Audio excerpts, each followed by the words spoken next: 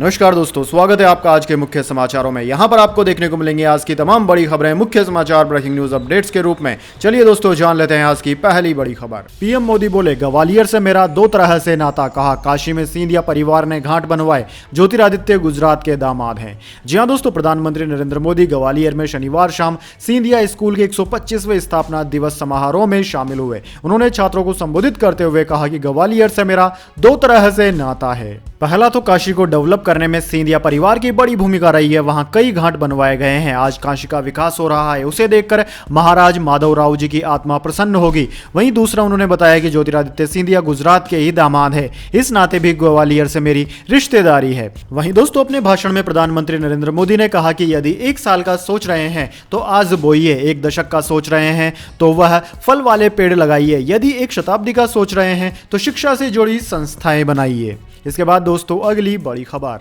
गगनयान के crew escape system की testing हुई सफल। रॉकेट से 17 किलोमीटर ऊपर भेजा गया। 8 मिनट बाद पैराशूट से बंगाल की खाड़ी में हुई लैंडिंग। जी हां दोस्तों, इंडियन स्पेस रिसर्च ऑर्गेनाइजेशन यानी कि इसरो ने शनिवार को गगनयान मिशन के क्रू एस्केप सिस्टम की सक्सेसफुल टेस्टिंग कर ली है। श्री हरिकोटा के सतीश धवन अंतरिक्ष केंद्र से सुबह 10 बजे इसे लॉन्च किया गया था। इसे test vehicle orbit mission 1 TVD-1 नाम दिया गया है। दोस्तों, यह मिशन 8.8 मिनट का था। इस मिशन में 17 किलोमीटर ऊपर जाने के बाद सतीश धवन स्पेस सेंटर से 10 किलोमीटर दूर बंगाल की खाड़ी में क्रू मॉड्यूल को उतारा गया। रॉकेट में गड़बड़ी होने पर अंदर मौजूद एस्ट्रोनॉट को पृथ्वी पर सुरक्षित लाने वाले सिस्टम की टेस्टिंग इसमें की गई है। दोस्तों, टेस्ट फ्लाइट में 3 हिस्से थे। ऑर्बिट मिशन के लिए बनाया गया single stage liquid rocket, crew model और क्रू एस्केप सिस्टम। विकास इंजन को मॉडिफाई कर यह रॉकेट बनाया गया था। वहीं क्रू मॉडल के अंदर का वातावरण अभी वैसा नहीं था जैसा मैंड मिशन में होगा। इसके बाद दोस्तों, जान लेते हैं अगली बड़ी खबर। बीजेपी सांसद ने महुआ मोइत्रा के खिलाफ जांच के लिए लोकपाल को लिख दी चिट्ठी। जी हां दोस्तों, महुआ मोइत्रा से जुड़ा केश फॉर क्वेश विवाद बढ़ता ही जा रहा है। अब बीजेपी के सांसद निशिकांत दुबे ने लोकपाल को पत्र लिखकर तृणमूल कांग्रेस सांसद महुआ मोइत्रा के कार्यों की जांच कराने की मांग की है। बीजेपी सांसद निशिकांत दुबे ने एक्स पर लिखा कि सीबीआई सुनते सुनते थक गया हूं। आज लोकपाल को शिकायत दर्ज करा दी है। सांसद मंत्री का भ्रष्टाचार लोकपाल ही देखते हैं, सीबीआई ही उसका माध्यम है। दोस्तों, आपकी जानकारी के लिए बता दें, बीजेपी सांसद निशिकांत दुबे ने इससे पहले महुआ मोइत्रा पर पैसों के लिए देश की सुरक्षा को गिरवी रखने का आरोप लगाया था। इसके बाद दोस्तों, जान लेते हैं अगली बड़ी खबर। कनाडाई डिप्लोमेट्स हटाने पर ट्रूडो बोले, भारत ने नियम तोड़े, इससे लाखों की जिंदगी मुश्किल होगी। अमेरिका ने कहा, विवाद सुलझाने के लिए डिप्लोमेट्स हैं जरूरी। जी हां दोस्तों, कनाडा के प्रधानमंत्री जस्टिस ट्रूडो ने कहा है कि भारत के फैसले से दोनों देशों में रह रहे लाखों लोगों का जीवन कठिन हो जाएगा। दरअसल दोस्तों, कनाडा की विदेश मंत्री मेलेनी जोली ने पुष्टि की थी कि 41 कनाडाई डिप्लोमेट्स को भारत से हटा लिया गया है। उन्होंने कहा था कि भारत ने इसके लिए 20 अक्टूबर की डेडलाइन दी थी, जिसके बाद कनाडा को यह कदम उठाना पड़ा। शुक्रवार को एक प्रेस कॉन्फ्रेंस के दौरान प्रधानमंत्री ट्रूडो ने कहा था कि भारत कूटनीति के मूल सिद्धांत का उल्लंघन करके लाखों लोगों का जीवन मुश्किल में डाल रहा है। मैं उन कनाडाई लोगों के लिए सबसे ज्यादा चिंतित हूं जिनकी जड़ें भारतीय उपमहाद्वीप से जुड़ी है। ट्रूडो ने कहा कि भारत से कुछ कनाडाई डिप्लोमेट्स को निकाले जाने से ट्रेवल और ट्रेड जैसे मामलों में दिक्कतें आएंगी। ट्रूडो ने कहा कि इससे कनाडा में पढ़ रहे भारतीयों को भी परेशानी उठानी पड़ेगी। इसके अलावा दोस्तों, अमेरिका के विदेश मंत्रालय के प्रवक्ता मैथ्यू मिलर ने भी कहा कि हम भारत से कनाडाई डिप्लोमेट्स के जाने से चिंतित हैं। 2 देशों के बीच मसले सुलझाने के लिए डिप्लोमेट्स का होना बेहद जरूरी है। इसके बाद दोस्तों, जान लेते हैं अगली बड़ी खबर। अखिलेश के निर्देश के बाद सपा नेता ने डिलीट कर दिया ट्वीट। राहुल पर दिया था विवादित बयान।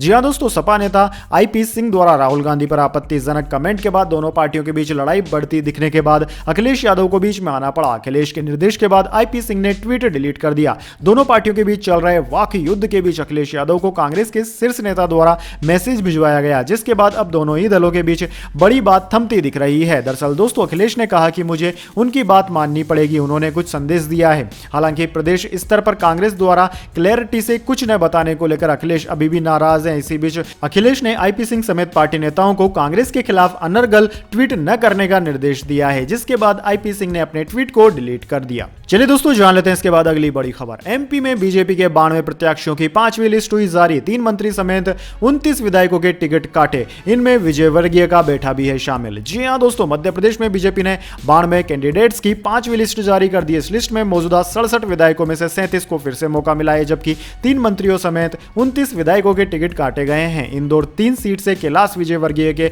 विधायक बेटे आकाश का टिकट काट दिया गया है। बीजेपी अब तक 228 सीटों पर प्रत्याशी उतार चुकी है। अब सिर्फ गुना और विदिशा सीट होल्ड पर बची है। वैसे दोस्तों कमेंट करके बताइए, अगर आप एमपी में हैं तो आपके क्षेत्र से बीजेपी की ओर से कौन विधायक के चुनाव लड़ रहे हैं। इसके बाद दोस्तों जान लेते हैं अगली बड़ी खबर। राजस्थान कांग्रेस के 33, भाजपा के 83 प्रत्याशियों की लिस्ट हुई जारी। गहलोत को सरदारपुरा, पायलट को टोंक से टिकट, वसुंधरा झालरापाटन से लड़ेगी चुनाव। जी हां दोस्तों, एमपी के बाद राजस्थान में भी भाजपा और कांग्रेस ने अपने उम्मीदवारों की लिस्ट घोषित कर दी है। दरअसल दोस्तों भाजपा ने शनिवार 21 अक्टूबर को राजस्थान के 83 प्रत्याशियों की दूसरी लिस्ट जारी की। इसके कुछ देर बाद कांग्रेस ने 33 प्रत्याशियों की पहली सूची जारी की। वसुंधरा राजे झालरापाटन से ही चुनाव लड़ेगी। वहीं नेता प्रतिपक्ष राजेंद्र राठौड़ की सीट बदल दी गई है, उन्हें चूरू की बजाय तारानगर से टिकट दिया गया है। वह पहले भी तारानगर से चुनाव लड़ चुके हैं। वहीं दोस्तों बीजेपी ने उदयपुर के पूर्व राजघराने के सदस्य विश्वराज सिंह मेवाड़ को नाथद्वारा से टिकट दिया है। वे कुछ दिन पहले ही भाजपा में शामिल हुए थे। कांग्रेस ने नाथद्वारा से मौजूदा विधानसभा स्पीकर सीपी जोशी को उतारा है। मुख्यमंत्री अशोक गहलोत सरदारपुरा और सचिन पायलट को टोंक से टिकट मिला है। पायलट फिलहाल टोंक से ही विधायक हैं। चलिए दोस्तों जान लेते हैं इसके बाद अगली बड़ी खबर। महंगी ईएमआई से अभी नहीं मिलेगी राहत। आरबीआई गवर्नर ने कहा ब्याज दर फिलहाल ऊंची बनी रहेगी, समय ही बताएगा कब तक होगी कम। जी हां दोस्तों, रिजर्व बैंक ऑफ इंडिया के गवर्नर यानी कि आरबीआई के गवर्नर शक्तिकांत दास ने शुक्रवार को ब्याज दरें ऊंची बने रहने की बात कही है। उन्होंने कहा है कि ब्याज दर फिलहाल ऊंची बनी रहेगी और केवल समय ही बताएगा कि यह कितने समय तक ऊंचे स्तर पर रहेगी। दोस्तों मौजूदा भू राजनीतिक संकट के मद्देनजर दुनिया भर के प्रमुख केंद्रीय बैंकों ने महंगाई से निपटने के लिए अपनी ब्याज दरें बढ़ा दी है। हालांकि महंगाई पर काबू पाने के लिए आरबीआई ने इस साल फरवरी से ब्याज दर में कोई बढ़ोतरी नहीं की है। यह 6.5% पर बरकरार है। इसके बाद दोस्तों जान लेते हैं अगली बड़ी खबर। पुणे दिल्ली आकाशा फ्लाइट में बम की सूचना, 40 मिनट हवा में रहा विमान। मुंबई में इमरजेंसी लैंडिंग, अफवाह उड़ाने वाला अस्पताल में हुआ भर्ती। जी हां दोस्तों, पुणे से दिल्ली जा रही आकाशा फ्लाइट की शुक्रवार रात मुंबई में इमरजेंसी लैंडिंग कराई गई। दरअसल दोस्तों टेक ऑफ के बाद फ्लाइट में बम की सूचना मिली थी, जिसके बाद विमान को मुंबई की ओर मोड़ दिया गया। इस दौरान विमान करीब 40 मिनट तक हवा में रहा। रात 12:42 पर फ्लाइट छत्रपति शिवाजी महाराज एयरपोर्ट पर लैंड हुई और सभी पैसेंजर्स को सुरक्षित निकाल लिया गया। फ्लाइट में 6 क्रू मेंबर सहित 185 यात्री सवार थे। दोस्तों फ्लाइट के मुंबई एयरपोर्ट पर उतरने के बाद 2:30 बजे सीआईएसएफ के एक अधिकारी ने मुंबई पुलिस कंट्रोल को इसकी सूचना दी, जिसके बाद बम निरोधक दस्ता डिस्पोजेबल स्क्वाड टीम ने फ्लाइट के यात्रियों के सामान की तलाशी ली। एक पुलिस अधिकारी ने कहा कि जांच में पुलिस को कोई संदिग्ध वस्तु नहीं मिली। वहीं दोस्तों जिस यात्री ने दावा किया था कि उसके बैग में बम था, उसे फ्लाइट लैंड होने के बाद सीने में दर्द की शिकायत पर अस्पताल ले जाया गया। फ्लाइट में यात्री के साथ आए एक रिश्तेदार ने पुलिस को बताया कि सीने में दर्द के कारण उसने दवा ली थी। आकाशा एयरलाइंस ने एक बयान में घटना की पुष्टि भी की है। चलिए दोस्तों जान लेते हैं इसके बाद अगली बड़ी खबर। हिमाचल में क्रिप्टो करेंसी फ्रॉड मामले में पुलिस की बड़ी कार्रवाई, आरोपियों की 1 करोड़ की संपत्ति हुई जब्त। जी हां दोस्तों, हिमाचल प्रदेश में क्रिप्टो करेंसी फ्रॉड के मामले में पुलिस ने बड़ी कार्रवाई की है। मामले में गठित एसआईटी ने आरोपियों की 1 करोड़ रुपए की संपत्ति फ्रीज कर दी है, जबकि 5 करोड़ रुपए की संपत्ति फ्रीज करने की तैयारी चल रही है। हिमाचल पुलिस महानिदेशक संजय कुड्डू ने बताया कि क्रिप्टो करेंसी फ्रॉड मामले में 1 लाख लोगों की 2.5 लाख आईडी से ट्रांजेक्शन की जानकारी सामने आई है। उन्होंने कहा कि पुलिस मामले में गंभीरता के साथ कार्रवाई कर रही है। हिमाचल प्रदेश विधानसभा में क्रिप्टो करेंसी फ्रॉड का मामला गूंजने के बाद सरकार ने मामले में एसआईटी का गठन किया है। इसके मुखिया डीआईजी नॉर्दर्न रेंज अभिषेक दुल्लर हैं, जिन्हें कई बड़ी जांच एजेंसियों में काम करने का अनुभव है। एसआईटी ने क्रिप्टो करेंसी फ्रॉड मामले में 2 आरोपियों को गिरफ्तार कर लिया है, जबकि मुख्य सरगना की तलाश अब भी जारी है। इसके बाद दोस्तों जान लेते हैं अगली बड़ी खबर। दिल्ली एनसीआर में बढ़ते प्रदूषण को देखते हुए आज से GRAP2 हुआ लागू। जान लीजिए किन किन चीजों पर लगेगा प्रतिबंध। जी हां दोस्तों, दिल्ली में बढ़ते प्रदूषण को देखते हुए दिल्ली एनसीआर में ग्रेप का पहला चरण लागू कर दिया गया था।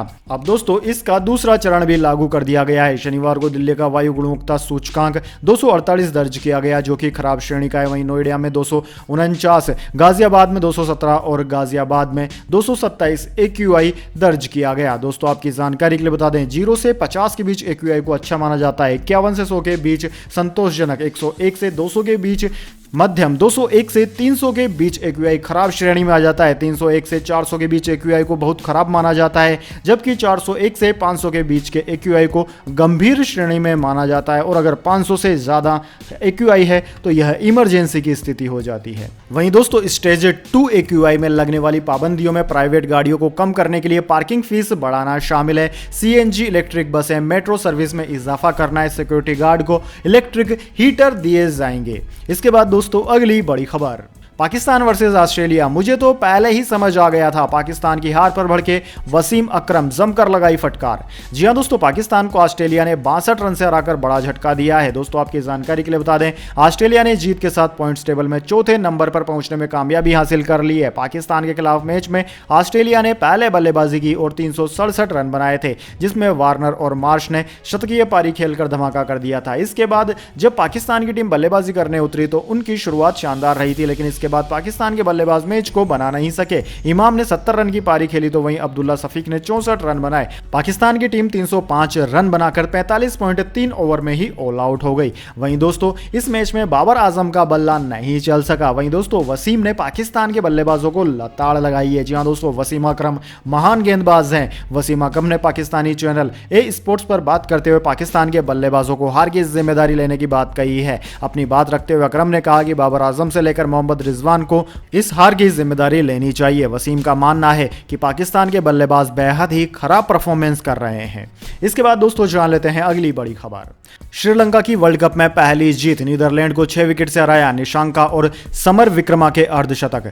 जी हां दोस्तों, श्रीलंका ने वर्ल्ड कप 2023 में पहली जीत हासिल कर ली है। टीम ने नीदरलैंड को रोमांचक मुकाबले में 6 विकेट से हराया। टीम को पहले 3 मैचों में हार का सामना करना पड़ा था। लखनऊ के ईकाना स्टेडियम में नीदरलैंड ने टॉस जीतकर बैटिंग चुनी। टीम 49.4 ओवर में 262 रन बनाकर ऑल आउट हो गई। जवाब में श्रीलंका ने 48.2 ओवर में 5 विकेट खोकर 263 रन बनाकर टारगेट चेज कर लिया।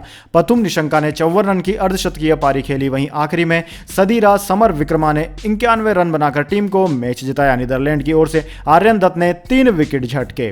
वहीं दोस्तों जान लेते हैं इसके बाद में अगली बड़ी खबर, लेकिन उससे पहले मेरी आपसे एक छोटी सी रिक्वेस्ट है। अगर दोस्तों आपको अभी तक हमारी न्यूज पसंद आई है तो इसे एक छोटा सा लाइक जरूर दे दीजिए, और अगर दोस्तों आपको पसंद नहीं आई है तो बेशक आप डिसलाइक भी कर सकते हैं, लेकिन दोस्तों लाइक और डिसलाइक जरूर कीजिए, क्योंकि दोस्तों यही हमारी मेहनत का फल होता है और इसी से हमें पता चलता है कि आपको हमारी वीडियोस पसंद आ रही है या नहीं। तो चलिए दोस्तों जान लेते हैं आज की अगली बड़ी खबर। चक्रवाती तूफान तेज के गुजरात से टकराने का खतरा टल गया। 1600 किलोमीटर दूर ओमान की ओर बढ़ा। अगले 12 घंटों में भीषण तूफान में बदलेगा। जी हां दोस्तों, दक्षिण पूर्वी अरब सागर में कम दबाव का क्षेत्र आज सुबह चक्रवाती तूफान में बदल गया। इसी बीच भारतीय मौसम विज्ञान विभाग इंडियन मेट्रोलॉजी डिपार्टमेंट ने बताया कि चक्रवाती तूफान का गुजरात के तटीय इलाकों से टकराव का खतरा अब टल चुका है। यह तूफान गुजरात से 1600 किलोमीटर दूर ओमान और यमन की तरफ बढ़ गया है। हिंद महासागर क्षेत्र में चक्रवातों के नामकरण के लिए अपनाए गए एक फार्मूले के अनुसार इस तूफान का नाम तेज रखा गया है। दोस्तों आईएमडी ने बताया कि शनिवार 21 अक्टूबर की दोपहर 12:30 बजे कम दबाव का क्षेत्र सोकोट्रा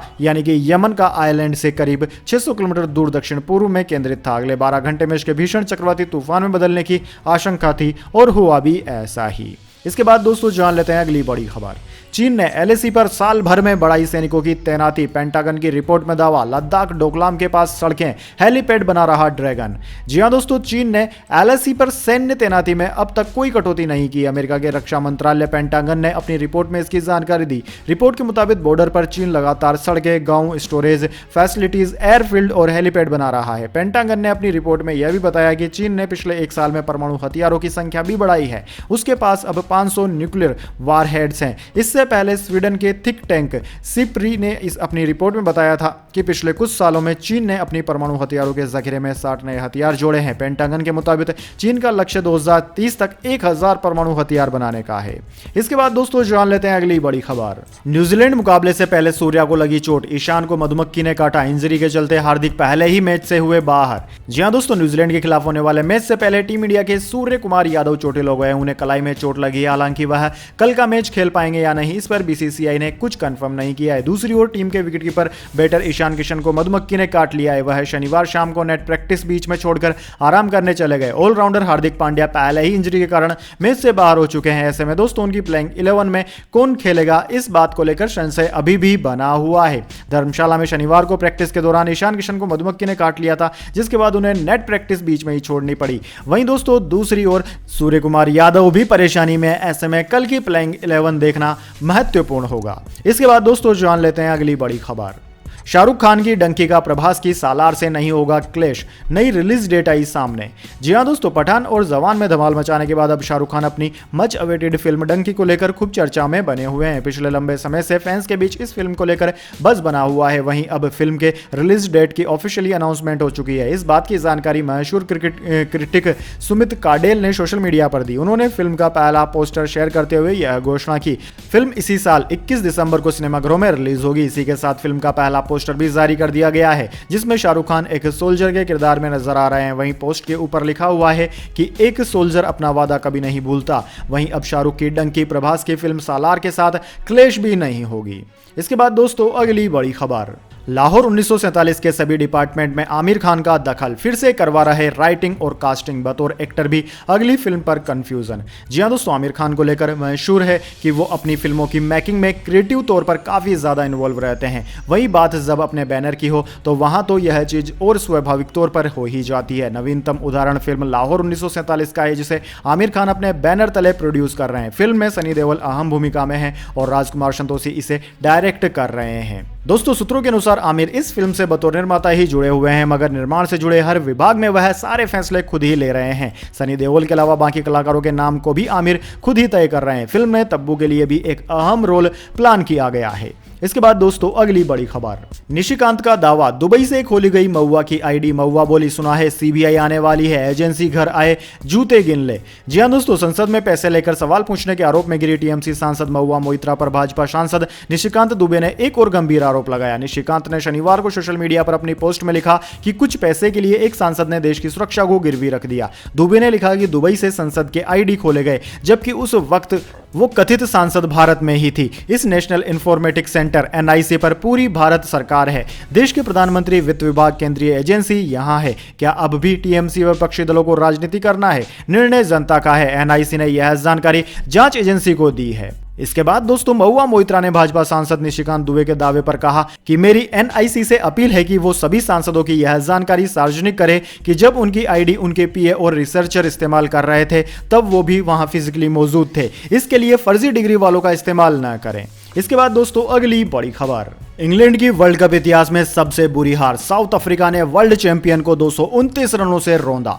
जी हां दोस्तों, भारत की मेजबानी में खेले जा रहे वनडे वर्ल्ड कप 2023 में साउथ अफ्रीका अपनी बेहतरीन फॉर्म में है। टीम ने अपने चौथे मुकाबले में शनिवार को इंग्लैंड को 229 रनों के अंतर से बुरी तरह हराया। यह वर्ल्ड कप 2023 की रनों के लिहाज से सबसे बड़ी जीत भी है। दोस्तों मैच में पहले अफ्रीकी बल्लेबाजों ने अपना कमाल दिखाया और 400 रन का पहाड़ जैसा टारगेट दिया। इसके बाद गेंदबाजों ने अपना जादू दिखाते हुए इंग्लैंड की टीम को 22 ओवर में 9 विकेट पर 170 रन ही बनाने पर मजबूर किया। इंग्लैंड के लिए कोई भी बल्लेबाज अफ्रीकी गेंदबाजों से लड़ता हुआ नहीं दिखा। दोस्तों आपकी जानकारी के लिए बता दें, तेज गेंदबाज रिस टॉमले चोट के कारण बल्लेबाजी करने नहीं आए। इंग्लैंड टीम के लिए तेज गेंदबाज मार्क वुड ने 10वें नंबर पर आकर सबसे ज्यादा 43 रनों की पारी नाबाद पारी खेली, जबकि 90वें नंबर पर बैटिंग करते हुए गस एटिंगस्टन ने 35 रन बनाए। इसके अलावा कोई भी बल्लेबाज 20 रन का आंकड़ा भी नहीं छू सका। वैसे दोस्तों आपकी जानकारी के लिए बता दें, यह वर्ल्ड कप इतिहास की दूसरी सबसे बड़ी जीत है। इससे पहले वेस्टइंडीज और साउथ अफ्रीका के बीच में सिडनी 2015 में मुकाबला हुआ था, जिसमें 257 रन से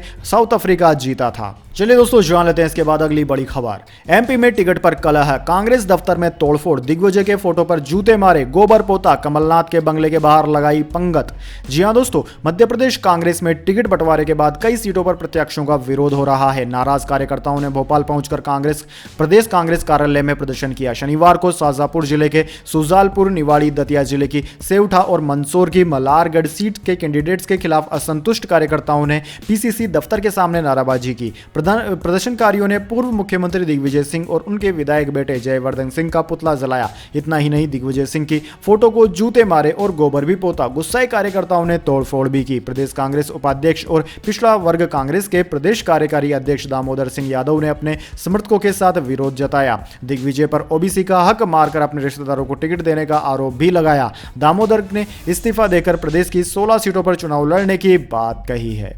इसके बाद दोस्तों अगली बड़ी खबर, एलन मस्क के एक्स को लगा तगड़ा झटका, 50 करोड़ से अधिक यूजर विजिट हुई कम। जानिए अब कितना हो गया है ट्रैफिक। जी हां दोस्तों, एक्स कॉर्प पर पिछले महीने 50 करोड़ से अधिक यूजर विजिट कम हो गए हैं और एलन मस्क का प्लेटफॉर्म अब ग्लोबल रैंकिंग में इंस्टाग्राम के बाद 7वें नंबर पर आ गया है। नए सीमर वेब डाटा के अनुसार सितंबर में एक्स का ट्रैफिक 6.4 बिलियन से घटकर 5.8 बिलियन हो गया, जो 10% का नुकसान है। सितंबर में ट्विटर पर विजिट करने वाले 176 देशों में से 83% में महीने दर महीने विजिट में गिरावट देखी गई। वेंचर स्मार्टर द्वारा डेटा के विश्लेषण से पता चला है कि एक्स पर मेटा के स्वामित्व वाले इंस्टाग्राम के बाद वैश्विक रैंकिंग में 7वें स्थान पर आ गया है। सितंबर में ट्विटर का उपयोग करने वाले 176 देशों में से 4/5 से अधिक देशों में वेबसाइट पर महीने दर महीने ट्रैफिक में गिरावट देखी गई है। वहीं दोस्तों गूगल डेटा से यह भी पता चला है कि पिछले साल मस्क द्वारा कंपनी का अधिग्रहण करने के बाद से ट्विटर पर वैश्विक खोज में गिरावट आई है, जो 14 मिलियन मासिक खोज से घटकर एक साल बाद 11 मिलियन हो गई है,